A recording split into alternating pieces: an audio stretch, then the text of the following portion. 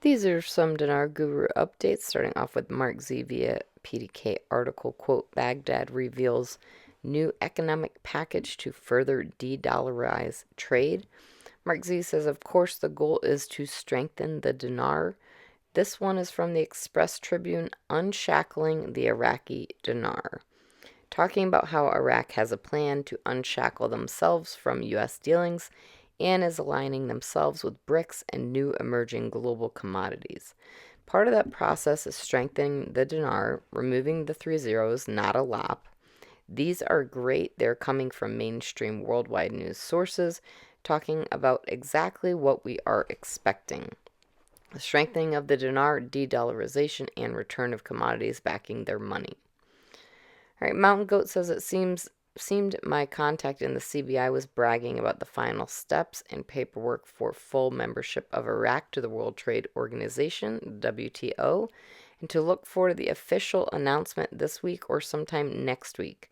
But it is completed. Mountain Goat says, I asked if Iraq needs an international rate of the dinar in order for full membership. I was told, and I quote from my source, quote, Iraq needed a tradable international currency, unquote. I asked if this means liberated back on Forex trading and was told yes. So we are very close. These two events are converging, WTO and reinstatement. Frank 26, Iraq Boots on the Ground report Firefly says, television is talking to us all day about government taking measures to address the exchange rate and the parallel market, but they can't change the rate. They say only the CBI. What's going on? Why doesn't the CBI help? Frank says, calm down. As far as Parliament saying whatever they are saying, who cares? Their voice is an echo in the abyss of darkness. Sampson article, quote, the Arab Monetary Fund and Bank for International Settlements organized the fifth meeting of the Monetary Policy Working Group in Arab countries.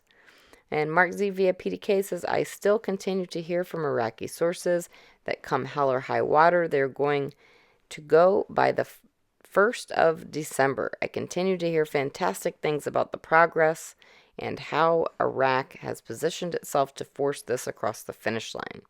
I'm excited as to where we are. Question. Many said RV is going to happen this weekend. What do you think? Mark Z says the chatter is phenomenal, so it is possible.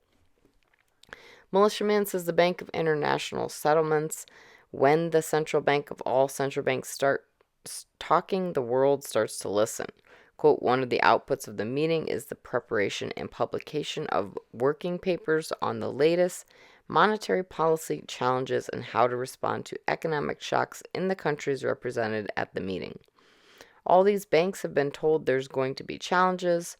When you raise the value of currencies, there's going to be consequences. There's going to be some good and bad, but they're telling you we're doing something and you need to be prepared.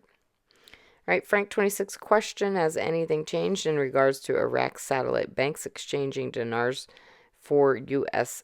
citizens? Frank 26 says no, they will follow American banking laws. They won't do anything different than any American bank is doing in American territory. Pimpy says it's tug of war for you to find that sweet spot when it comes to currency exchanges. Right now, I believe the Iraqi dinar is way too low. It's too cheap. Iraq is starting to get back on track. If they're going to start doing trade with other countries, they're going to need a stronger Iraqi dinar. Mark Z via PDK comment, Chase Bank Wealth Management sent me a lengthy email that they would like to manage my wealth. Funny thing is I only have about $2,000 in my account. Mark Z says they know what's coming. It's a regular conversation with many bank employees now. Walking Stick, in our opinion of our teams, the new exchange rate of the Iraqi dinar this year is a fact. Sandy Ingram article, quote, good news for investors. U.S. Treasury continues to emit Vietnam currency off currency manipulators list, unquote. Sandy Ingram says Vietnam was not included on the U.S. Treasury Department currency manipulators list this time. The list comes out twice a year, includes countries that may have surpassed the value of their currency. When a currency does this, it cheats investors on potential profits. Iraq is rebuilding after the war, so is not yet subject to currency manipulation lists. Militiaman says they've had some problems with corruption in Iraq, to say the least. All right, Bruce, via Wiser Now, the ISO 200-2022 allows for all currencies to be exchanged and to be trading to take place using multiple currencies as payments for international trade. The ISO 200-2022 is to be fully implemented and fully activated by midnight Sunday night. We could probably expect the Iraqi Dinar's international rate to be out in that time window, and we're hearing supposed to be printed in the Gazette. Saturday is their normal print day. HCL law is also supposed to be mentioned. They brought up printed in the Gazette too, so that should be good in there as well. I think it's really important to understand this thing is good to go and ready to go and should go, so let's just see what happens.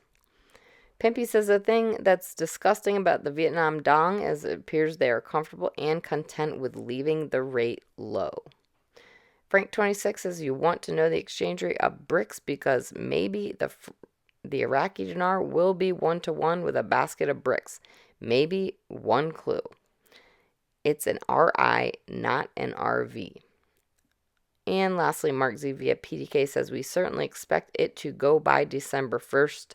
The latest chatter I'm getting from Iraqi sources is the last 3 paragraphs of the HCL have been 100% completed, and the World Trade Organization Iraq ascension is expected within days.